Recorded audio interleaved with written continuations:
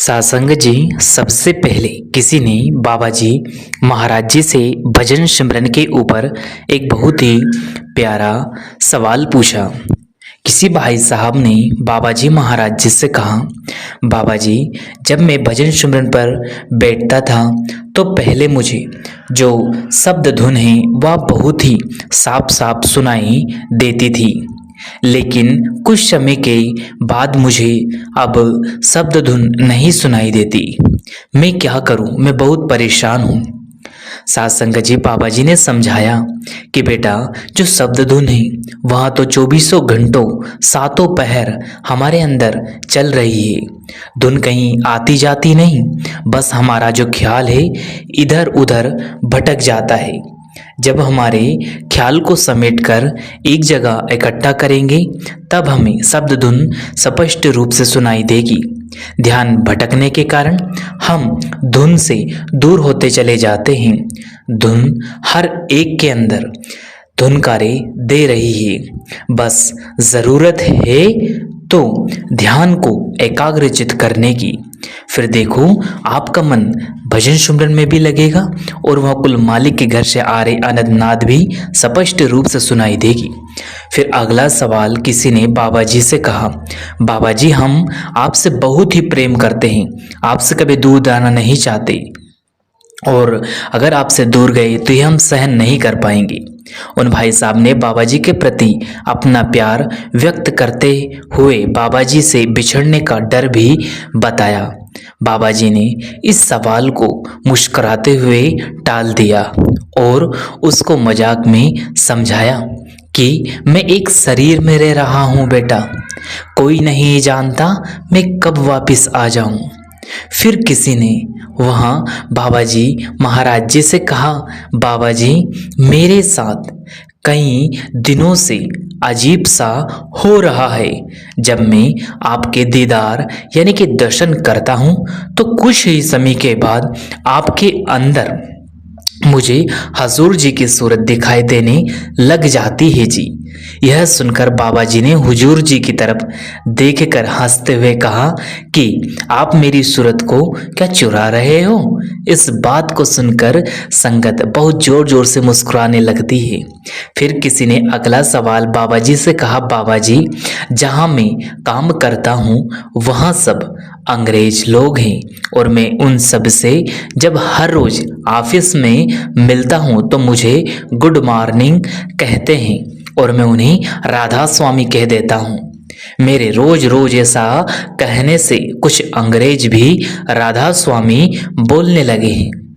मैं चाहता था कि मेरी वजह से अगर ये राधा स्वामी बोल देंगे तो इनका ये बोलना मालिक के लेखे में लिख जाएगा। सासंग जी, तो बाबा जी महाराज जी ने इन भाई साहब को बड़े ही प्रेम प्यार से समझाते हुए कहा, बेटा, अगर हम चाहते हैं कि वो हमारी सोच हमारे विचार की कदर करे तो हमारी भी तो जिम्मेदारी बनती है कि हम भी उनकी सोच उनके विचार की कदर करें। अगर वो आपको गुड मॉर्निंग कहते हैं तो आप भी उन्हें गुड मॉर्निंग कह दो। हमेशा दूसरों से ये उम्मीद कभी नहीं रखना चाहिए कि वो हमारी सोच के हिसाब से चले या सोच के हिसाब से काम करे। फिर अगला सवाल किसी ने बाबा जी महाराज जी से कहा, बाबा जी, मुझ पर दया मेहर करो और मुझे नामदान की बख्शिश कर दो। बाबा जी ने समझाया कि बेटा, मैं विनती करना चाहता हूँ कि जो भी कदम उठाने हैं वो सोच समझ कर उठाएं। नामदान लेने का मतलब बेटा ये नहीं होता कि हम नामदान मिल जाएगा तो सब साचा होगा। हम नामदान लेकर ये सोच बैठने की हमारे ऊपर मोहर लग गई, ये एक बहुत बड़ी जिम्मेवारी है बेटा, और इमोशनल होकर या किसी के कहे के अनुसार नामदान कभी नहीं लेना चाहिए। नाम लेने का मतलब है कि हम अपनी इच्छा सामने रख रहे हैं कि हम अपनी जिंदगी उस परमात्मा के सुपुर्द कर रहे हैं, उसके बहाने में रहेंगे और अपने आप को उसके लायक, उसके हिसाब से बना कर रखेंगे। फिर किसी ने बाबा जी से कहा, बाबा जी आप हमेशा कहते हैं कि मालिक हम सबके अंदर मौजूद है, फिर आपने इतने सारे सत्संग घर क्यों खोल रखे हैं, मुझे समझाइए। तो बाबा जी ने समझाया, देखो बेटा, आप अपने बच्चों को स्कूल किस लिए भेजते हो, आप बताओ। आगे बाबा जी ने फिर समझाया, जिससे कि वह पर अच्छे से पढ़ाई कर सके और सही रास्ते पर चल सके, ताकि भविष्य में कुछ लायक बन जाए। वहाँ स्कूल में बच्चे को एक अच्छा माहौल मिलता है, जिससे उसका जो मन है वो पढ़ाई में अच्छे से लग जाता है। ठीक इसी प्रकार से हर जगह सत्संग घर, मंदिर, गुरुद्वारों का भी अपना एक मकसद है। यहाँ सब इकट्ठे होते हैं और एक अच्छा माहौल बन जाता है। बाबा जी ने फिर से स्कूल के बारे में उदाहरण देते हुए उन्हें समझाया और कहा कि आप देखो, बाजार से किताबें खरीद कर जो अपने घर में बच्चे हैं उन बच्चों को घर पर ही क्यों नहीं पढ़ाती। क्यों? क्योंकि घर पर आप उन्हें वो माहौल नहीं दे पाएंगी जो एक बच्चे को स्कूल में मिलेगा। सत्संग जी, आगे बाबा जी ने समझाया कि सत्संग से जुड़ने का मकसद कुछ सीख पाना। सत्संग का मतलब ये नहीं कि यहाँ आकर हमें उस परमात्मा, उस मालिक मिलेगा, यह सोच रखना, ऐसा बिल्कुल नहीं है। सत्संग जी, इसके बाद बाबा जी महाराज जी और संगत के बीच कुछ चुनिंदा सवाल जवाब भी हुए और हजूर के साथ भी बहुत प्यारे प्यारे सवाल जवाब हुए। सत्संग जी, किसी ने हजूर महाराज जी से बहुत सुंदर प्रश्न किया। उन्होंने कहा, हजूर जी, गुरु गद्दी पर बैठने के बाद आप जी को कैसा लग रहा है, आप क्या महसूस कर रहे हैं।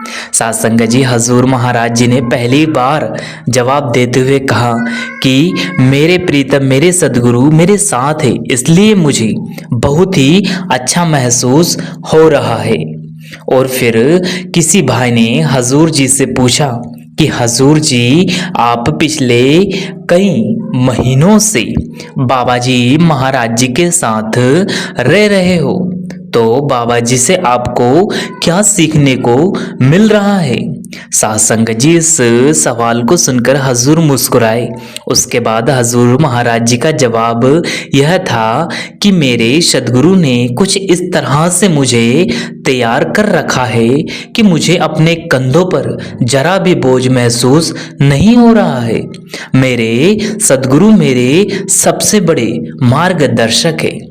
सबसे पहले किसी ने फिर इसके बाद हजूर महाराज जी से प्रश्न करके बाबा जी महाराज जी से सवाल भी किया, लेकिन संगत आज हजूर के सवालों के जवाब सुनकर बहुत ही भावुक हो गई और हजूर की पहली बार अमृत भई वाणी को सुनने का अवसर भी मिला जी। सत्संग जी, आज हजूर के कुछ सवालों के जवाब सुनकर संगत भी बहुत ही प्रसन्न थी और हमने भी आप जी तक हजूर महाराज जी के यह चुनिंदा सवाल पहुंचाने का प्रयास किया जी, ताकि हजूर की संगत और बाबा जी महाराज जी की संगत को भी हजूर और बाबा जी महाराज जी के सवालों के जवाब सुनने का मौका मिल सके। सत्संग जी, इसके बाद किसी ने बाबा जी महाराज जी से भजन सिमरन पर पूछा, बाबा जी, मैं जब भजन सिमरन करने बैठता हूँ तो दिन भर का जो कामकाज है वह आंखों के सामने आ जाता है, इस कारण मैं भजन सिमरन नहीं कर पाता। आप मुझे समझाइए कि मैं किस तरह से काम के समय काम पे ध्यान दूं और भजन सिमरन के समय भजन सिमरन पर ध्यान दूं, मैं समझ नहीं पा रहा। तो बाबा जी ने समझाया, बेटा, हमारा मन ऐसा ही है, जब हम काम करते हैं तो भजन सिमरन की याद आती है और जब हम दफ्तर में नौकरी पे होते हैं तो हमें भजन सिमरन याद आता है। इसलिए हमें हर वक्त मन के अनुसार नहीं चलना, कोशिश करें कि धीरे धीरे सिमरन को बढ़ाते जाएं। सिमरन करोगे तो विचार खत्म हो जाएंगे, फिर भजन में भी मन लगेगा। इसके बाद किसी ने बाबा जी से कहा, बाबा जी, आप स्वयं को किस रूप में देखते हैं। तो बाबा जी का जवाब बहुत ही सुंदर था। बाबा जी ने कहा कि मैं एक सेवादार के रूप में अपने आप को देखता हूँ। अपने आप को मैं सेवादार ही समझता हूँ। फिर यही सवाल इस भाई ने हजूर महाराज जी से भी किया, तो हमारे प्यारे हजूर जी का जवाब था कि मैं तो एक शिष्य के रूप में हूँ और अपने गुरु के हुक्म में अपने आप को रखता हूँ। मेरे गुरु जो और जैसा कहेंगे मुझसे, मैं तो वही ड्यूटी निभाऊंगा। फिर एक भाई ने बाबा जी से कहा, बाबा जी आज सुबह में जब यहाँ सत्संग घर को आ रहा था तो अपने गाड़ी में से मैंने यहाँ के आसपास के इस माहौल को देखा जो कि बड़ा ही खूबसूरत दिख रहा था। यह देखकर मेरे मन में विचार आया कि किसी जमाने में इस शहर में भी किसी न किसी राजा की हुकूमत चल रही होगी, लेकिन आज देखो वो सब जा चुके हैं और मुझे एक एहसास हुआ कि यह सब उनकी लालच और मन के कहने पर चलने की वजह से हुआ और मुझे लगता है कि मैं भी उसी रास्ते पर चल रहा हूँ। बाबा जी मेरी उम्र अभी लगभग 26 ईयर है और मेरी इच्छाएं समय के साथ बढ़ती ही जा रही है और साथ ही मेरे ऊपर जिम्मेवारियों का बोझ भी बढ़ता ही जा रहा है। आज जब मैं पीछे मुड़कर देखता हूँ तो मैंने बहुत से दुनियावी काम तो किए, लेकिन जिस काम के लिए उस मालिक ने मुझे यहाँ भेजा था मैं वहाँ नहीं कर पाया। आगे उन्होंने कहा, मालिक ने मुझे यहाँ भेजा है वो काम में तो मैंने ध्यान ही नहीं दिया। संगत जी बाबा जी महाराज जी ने उन्हें समझाया कि बेटा जिंदगी में कुछ ज़रूरतें होती हैं और कुछ ज़रूरतों को इंसान खुद पैदा कर बैठता है।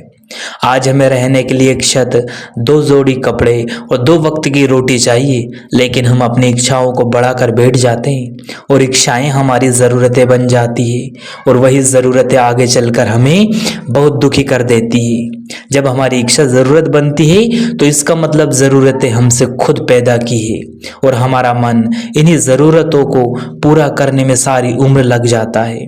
भले ही हमारे पास बहुत बड़ा घर हो, लेकिन सोना तो हमने उसी एक बिस्तर पर पड़ेगा बेटा।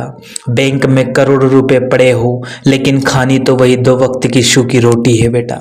ये सिर्फ हमारे मन की तसल्ली है कि हमारे पास इतनी जायदाद है, इतना बैंक बैलेंस है और इन्हीं चीज़ों में उलझकर हम अपने असल उद्देश्य को भूल जाते हैं। तो साथ संगत जी यह सवाल जवाब NRI सत्संग घर में बाबा जी महाराज जी हुजूर महाराज जी और संगत के बीच हुए जी। आप जी को यह सवाल जवाब कैसे लगे? अगर वीडियो पसंद आया हो तो वीडियो को लाइक करें, शेयर करें, कमेंट बॉक्स में राधा स्वामी जरूर लिख दें और इस वीडियो को अन्य संगत तक भी जरूर शेयर कर दें, जिससे कि हुजूर महाराज जी ने पहली बार संगत के सवालों के जवाब दिए उन्हें भी और संगत सुन सके और इस सवाल जवाब के माध्यम से संगत तक यहाँ बहुत ही अच्छा वीडियो पहुँच सके जी। इसी के साथ अपनी वाणी को हम विराम देते हैं। फिर मिलेंगे आपसे किसी और वीडियो में, तब तक आप जी अपना और अपनों का ध्यान रखें। शुक्रिया, टेक केयर। अंत में आप सभी को प्रेम भरी राधा स्वामी जी, धन्यवाद।